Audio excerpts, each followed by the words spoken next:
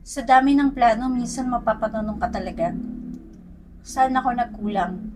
May mali ba sa akin? Natural lang yan. Kasi, tao tayo.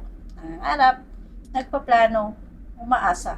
Pero may mga pagkakataong, kahit gaano natin kagusto, hindi pa rin natutupad. Hindi ibig sabihin nun, natalo ka na.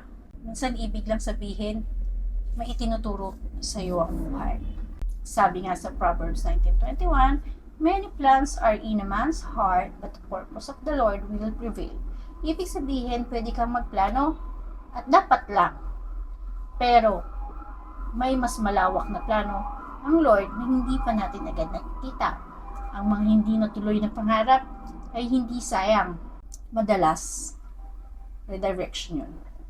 Pinoprotektahan tayo minsan sa maling timing, maling tao, o maling dahilan. Gawin mo ang part mo to plan, to hard work, to learn in all things that we did wrong. But learn to trust kapag may hindi umayon. Tanungin mo din yung sarili mo. Hindi lang, bakit hindi natupad? But instead, ano ang tinuturo nito sa akin?